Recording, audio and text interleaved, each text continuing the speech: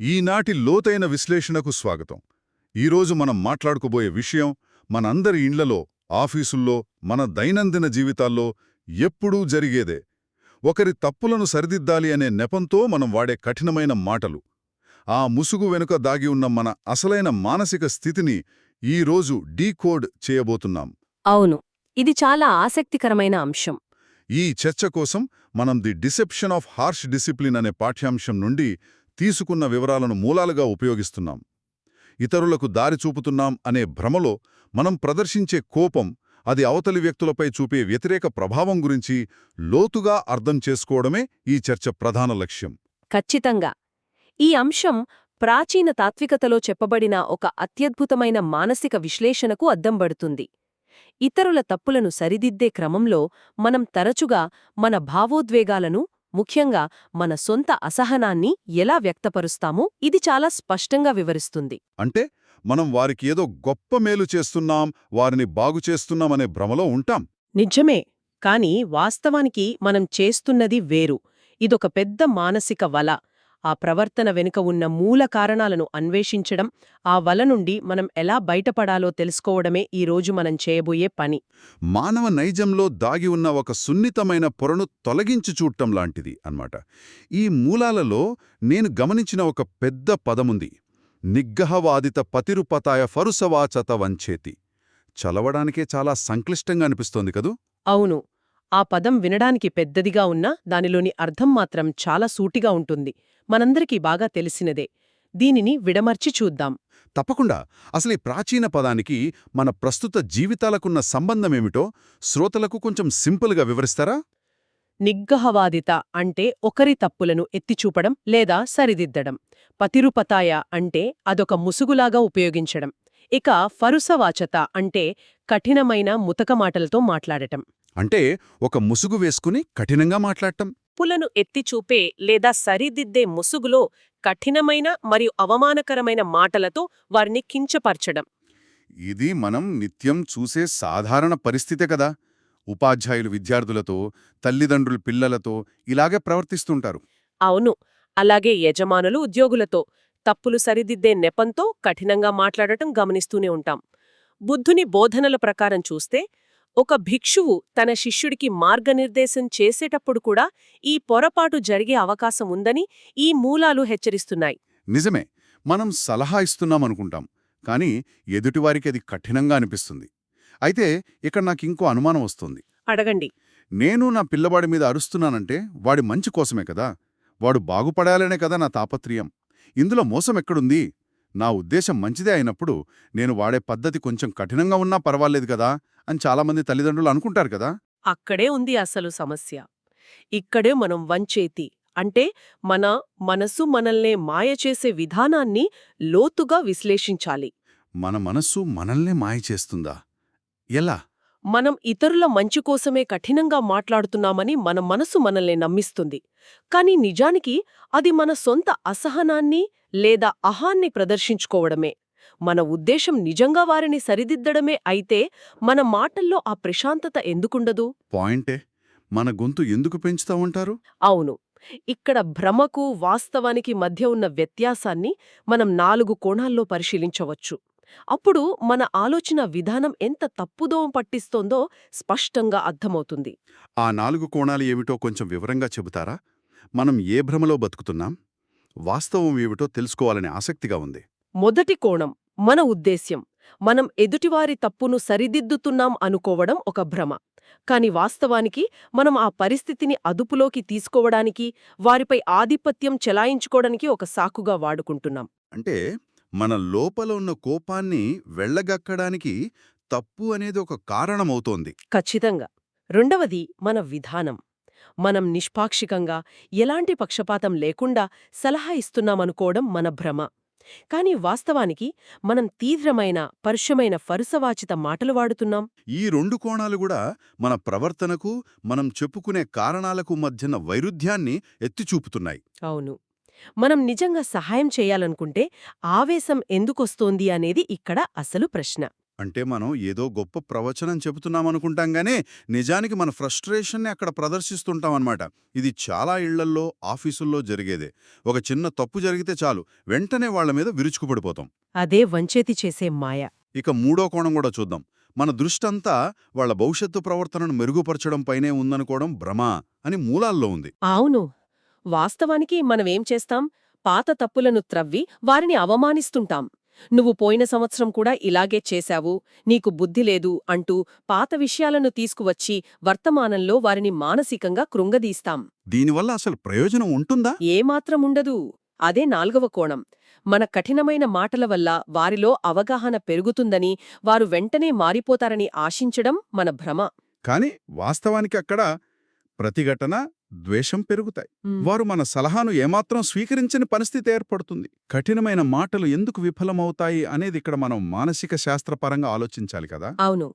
ఎవరైనా కఠినమైన పదాలతో లేదా అవమానకరమైన రీతిలో మాట్లాడినప్పుడు వినేవారిలో సహజంగానే ఒక రక్షణ వలయం ఏర్పడుతుంది. దీనిని మనం అహాన్ని రక్షించుకోవడం లేదా ఆత్మరక్షణ స్థితి అని చెప్పవచ్చు. ఈ ఆత్మరక్షణ స్థితి గురించి కొంచెం వివరిస్తారా? ఒక ఉదాహరణ తీసుకుందాం. ఒక ఆఫీస్లో మేనేజర్ తన కింద పనిచేసే ఉద్యోగిని అందరి ముందు కఠినంగా తిట్టాడనుకుందాం. ఆ సమయంలో ఆ ఉద్యోగి మెదడులో ఏం జరుగుతుంది? మంచి ఉదాహరణ. ఆ సమయంలో ఆ ఉద్యోగి మెదడు తీవ్రమైన ముప్పును పసిగడుతుంది. అంటే ఆ సలహాను తీసుకుని రేపటి నుంచి బాగా పనిచేద్దామని అనుకోడా? ఏమాత్రం అనుకోడు. శారీరక దాడి జరిగితే మెదడు ఎలాగైతే ప్రాణాలను రక్షించుకోవడానికి ప్రయత్నిస్తుందో, మానసిక దాడి జరిగినప్పుడు కూడా మెదడు అలాగే స్పందిస్తుంది. ఆ ఉద్యోగి మెదడు వెంటనే ఆత్మరక్షణ స్థితికి, సర్వైవల్ మోడ్లోకి వెళ్ళిపోతుంది. అంటే సలహాలోని తర్కాన్ని పూర్తిగా పక్కన పెట్టేస్తుందా? ఖచ్చితంగా. సలహాలోని సారాంశాన్ని మెదడు వినదు. అందరి ముందు జరిగిన ఆ అవమానం వల్ల కలిగిన బాధ, ఆ గాయంపైనే వారి దృష్టి అంతా కేంద్రీకృతమవుతుంది. రేపటి నుంచి ఎలా బాగా పనిచేయాలి అని కాకుండా ఈ అవమానం నుంచి ఎలా బయటపడాలి అని ఆలోచిస్తాడు. అవును. ఈ మేనేజర్ ముఖం మళ్ళీ ఎలా చూడాలి, లేదా వీలైనంత త్వరగా ఇక్కడ్నుంచి ఎలా తప్పించుకోవాలి అని మాత్రమే ఆ ఉద్యోగి ఆలోచిస్తాడు. అంటే తప్పు ఎలా సరిదిద్దుకోవాలి అనేదానికంటే ఆ క్షణంలో జరిగిన అవమానమే వారి మనసులో ముద్రించుకుపోతుంది. ఇంటి దగ్గర పిల్లల విషయంలో కూడా ఇదే జరుగుతుంది కదా. అవును. అక్షరాల ఇదే జరుగుతుంది. ఒక తండ్రి తన పిల్లవాడిని తప్పు చేసినందుకు కఠినంగా శిక్షిస్తూ మాట్లాడితే, ఆ పిల్లవాడు తన తప్పును తెలుసుకునే అవకాశం కంటే తన తండ్రి తనను ద్వేషిస్తున్నాడేమో అనే భయం ఎక్కువగా పెరిగే అవకాశముంది. దీనివల్ల మరో పెద్ద నష్టం కూడా ఉందని మూలాల్లో స్పష్టంగా ఉంది. అదే అధికారాన్ని కోల్పోవడం. నిజమైన అధికారం లేదా పెద్దరికమనేది కేవలం వయసు వల్లనో, హోదా వల్లనో రాదు. అది గౌరవం మీద నిర్మితమవుతుంది. పదే పదే కఠినంగా మాట్లాడ్డం వల్ల యజమాని లేదా తల్లిదండ్రులు తమ నైతికతను కోల్పోతారు. వారి పట్ల పిల్లలకు లేదా ఉద్యోగులకున్న గౌరవం తగ్గిపోతుంది. ఆ స్థానంలో భయం లేదా ద్వేషం వచ్చి చేరుతుంది కదా. అవును. అప్పుడు వారిచ్చే సలహా ఒక బహుమతిలా లేదా మార్గదర్శనంలాగా కాకుండా ఒక పదునైన దాడిలా అనిపిస్తుంది. నైతిక స్థాయిని కోల్పోయిన వ్యక్తి ఎంత మంచి సలహా ఇచ్చినా దానికి విలువ ఉండదు. దాన్ని ఆస్వాదించడం అనేది ఒక వింతైన మానసిక స్థితి. దీనినే వంచేతి వల అని పిలుస్తారు.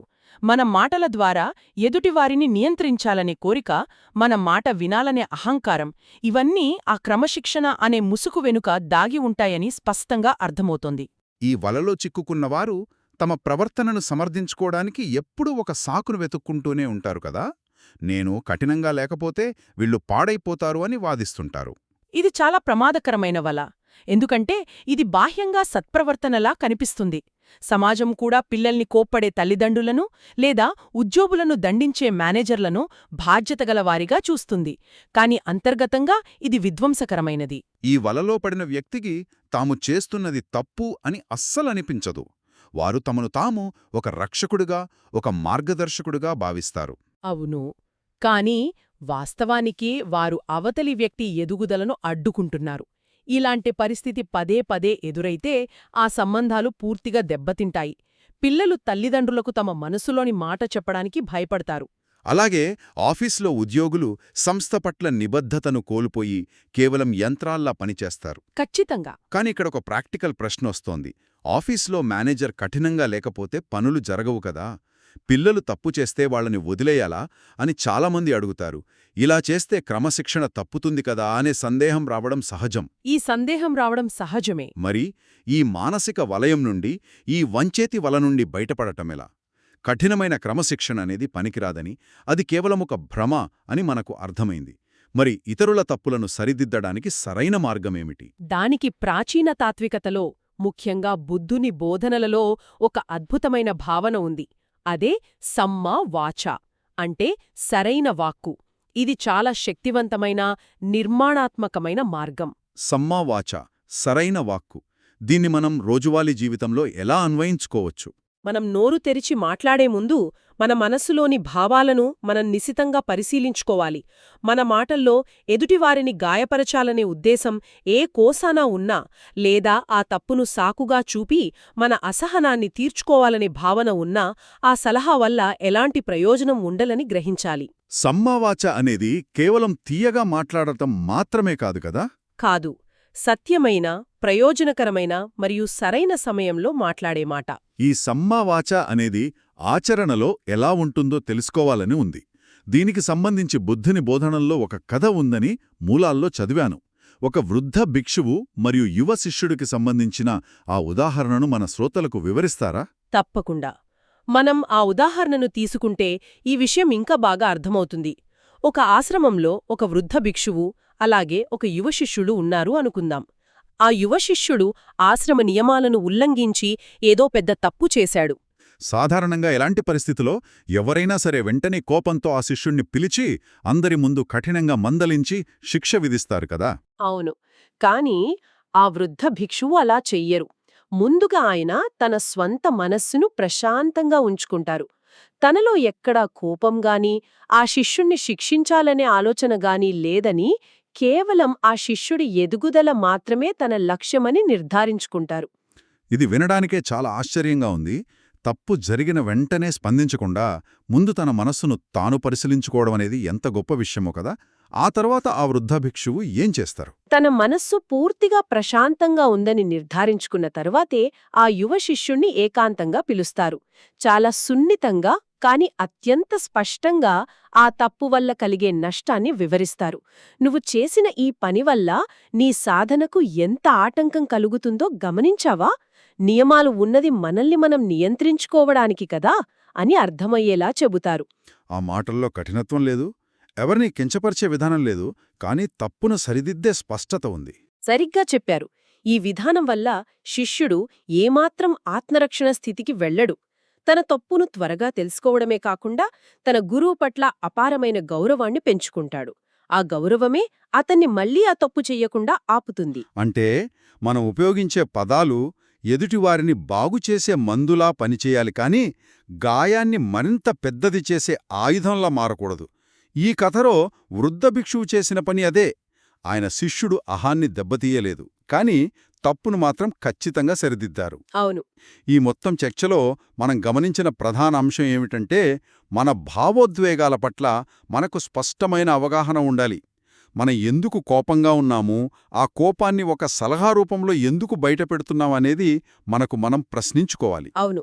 ఆ స్వీయ పరిశీలన లేకపోతేనే మన నిగ్రహవాదిత అనే స్థితికి, అంటే కేవలం తప్పులెత్తి చూపే స్థితికి చేరుకుంటాం.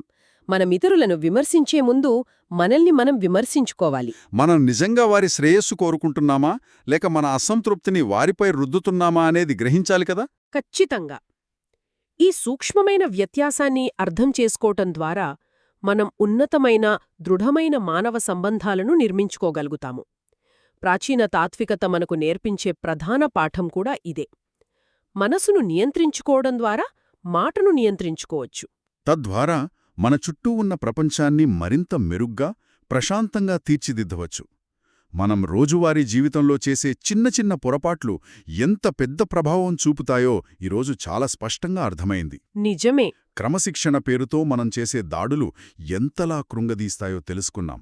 వాస్తవానికి ఒక వ్యక్తిని మానసికంగా ఎదగనివ్వాలంటే వారికి సురక్షితమైన వాతావరణం కల్పించాలి. తప్పులు చేయడం మానవ సహజం. అవును. ఆ తప్పులను దిద్దే బాధ్యత తీసుకున్న తల్లిదండ్రులు, ఉపాధ్యాయులు లేదా యజమానులు తమ అహాన్ని పక్కన పెట్టి కేవలం ఎదుటివారి ఎదుగుదల కోసమే పనిచేసినప్పుడు మాత్రమే సరియైన ఫలితం ఉంటుంది. అప్పుడే వాస్తవమైన మార్గనిర్దేశం సాధ్యమవుతుంది. మీరు చెప్పింది అక్షరాలా నిజం. క్రమశిక్షణ అనేది ఎప్పుడూ భయంతో రాకూడదు, అది బాధ్యతతో రావాలి. భయంతో వచ్చిన క్రమశిక్షణ కేవలం మనం ఎదురుగా ఉన్నంతవరకే ఉంటుంది. కాని బాధ్యతతో వచ్చిన క్రమశిక్షణ జీవితాంతం నిలిచిపోతుంది కదా. అవును, ఆ బాధ్యతను పెంపొందించే విధానమే సమ్మవాచ. మన మాటలు ఎదుటివారిలో స్ఫూర్తిని నింపాలి కాని వారిలో భయాన్ని కాదు. అది మనం ఎల్లప్పుడూ గుర్తుంచుకోవాలి. అద్భుతమైన విశ్లేషణ. కఠినమైన క్రమశిక్షణ అనేది తరచుగా మన సొంత అసహనానికి ఒక ముసుగు మాత్రమేనని మనం ఈరోజు చర్చ ద్వారా తెలుసుకున్నాం. నిజమైన మార్గనిర్దేశం అనేది కేవలం నియమాలను కఠినంగా అమలు చేయడం కాదు, అది గౌరవంతో కూడుకున్నదని స్పష్టమైంది. ఈ అవగాహన ప్రతి ఇంట్లో, ప్రతి కార్యాలయంలో ఉండాల్సిన అవసరముంది. ఖచ్చితంగా. మనం ఇవాళ నేర్చుకునే ఈ అంశాలను దృష్టిలో ఉంచుకుని శ్రోతలకు ఒక ఆలోచన రేకెత్తించే ప్రశ్నతో ఈ విశ్లేషణను ముగిద్దాం. మనం ఇతరులకు ఇచ్చే నిర్మాణాత్మక విమర్శ అనేది నిజంగా వారి తప్పులను సరిదిద్దడం కోసమేనా? ఈ ప్రశ్నను మన లోపల అణిచిపెట్టుకున్న అసహనాన్ని, మన సొంత పరిష్కారం కాని కోపాన్ని ఒక ముసుగులో బయటపెట్టడమేనా? ఈ ప్రశ్నను మనందరం ఆత్మవిమర్శ చేసుకోవాల్సిన అవసరం ఎంతైనా ఉంది. ఈ లోతైన ఆలోచనతో ఈనాటి చర్చను ముగిస్తున్నాం. మరొక ఆసక్తికరమైన అంశంతో మళ్ళీ కలుద్దాం.